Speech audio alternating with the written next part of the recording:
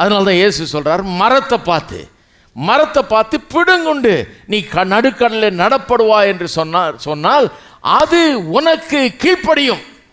Hello, இருக்கிறீங்களா? ஏன் கீழ்ப்படியுதுங்க? அது இது புரிஞ்சுக்க முடியல நிறைய பேர். ஐயோ, அந்த வசனத்தை யாராவது பிரசங்கம் பண்ணுறது பார்த்துட்டீங்களா? பண்ண மாட்டாங்க. ஏன் நாங்கள் போனால் டேஞ்சர், அதை விட்டுருவோம்.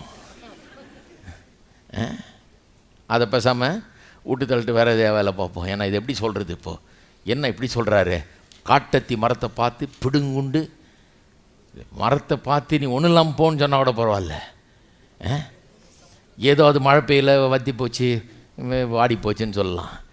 பிடுங்குண்டு இது யாராவது பிடுங்கணும். அதை கடலில் நடுக்கடலில் நடப்படுவாயாக சொன்னால் அது கீழ்ப்படியும். அதுவே பிடுங்கிட்டு போய் நட்டுக்குமா, அவ்வளோ கீழ்ப்படியுமா? அது எப்படி அவ்வளோ கீழ்ப்படியுது அந்த மரம்?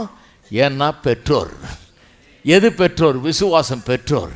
விசுவாசத்தினால வார்த்தைகளை நாம் பேசும்போது, விசுவாசத்தினால் உண்டான இந்த உலகம் காணப்படுகிற எல்லாம் விசுவாசத்துக்கு கீழ்ப்படுகிறது என்கிறார். இது ஒரு பெரிய பைபிள் பிரின்சிபல் பாருங்க, வேதத்தில் உள்ள ஒரு பிரின்சிபல். மலையை பார்த்து நீ பெயர்ந்து சமுத்திரத்தில் தள்ளுண்டு போ என்று சொல்லி, அதாவது அதுக்கு முந்தின வசனம் சொல்கிறாரு, தேவனிடத்தில் விசுவாசம் உள்ளவர்களாக இருங்கன்னு சொல்லிட்டு, அதாவது இந்த மாதிரி விசுவாசத்தை உடையவர்களாக இருங்கன்றார். இன்னொரு வார்த்தையில் சொல்ல போனால், தேவனுடைய விசுவாசத்தை போல உள்ள விசுவாசத்தை உடையவர்களாக இருங்கன்னு சொல்லிட்டு அடுத்த வசனத்தில் சொல்கிறாரு, எவனாக இந்த மலையை பார்த்து நீ பெயர்ந்து சமுத்திரத்தில் தள்ளுண்டு போ என்று சொல்லி தான் சொன்னபடியே நடக்கும் என்று தன் இருதயத்திலே சந்தேகப்படாமல் விசுவாசித்தால் அவன் சொன்னபடியே ஆகும். அது ஒரு பிரின்சிபல். அந்த பிரின்சிபலை வச்சு தான் அடுத்த வசனம் சொல்கிறார், ஆதலால் நீங்கள் ஜெபம் பண்ணும்போது எவைகளை கேட்டுக்கொள்கிறீர்களோ அல்லது எவைகளை விரும்பி கேட்டுக்கொள்கிறீர்களோ அவைகளை பெற்றுக்கொள்வோம் என்று விசுவாசியுங்கள். எப்படி அப்ளை பண்ணுறாரு பார்த்தீங்களா? எங்கேயா போய் மலைக்கிட்ட போய் என்னத்தையா செய்துட்டுன்னு சொல்ல, எதுக்கு அதை சொன்னார்? ஒரு பிரின்சிபல். அது என்ன பிரின்சிபல்? நீ ஜெபம் பண்ணும்போது இந்த பிரின்சிபலை யூஸ் பண்ணுன்றாரு. ஜெபம் பண்ணும்போது எவைகளை வேண்டிக் கொள்கிறாயோ அவைகளை பெற்றுக்கொள்வோம் என்று விசுவாசி. வாயை திறந்து இதுதான் எனக்கு நடக்க வேணும் என்று சொன்னால் அதுதான் நடக்கும் என்று விசுவாசி. யோபுல சொல்லப்பட்டிருக்கிறது, ஒரு கடவுளுடைய மனுஷனாக இருந்தா நீ சொல்லுவாய், சொன்னபடியே நடக்கும். You shall make a decree and it shall be so.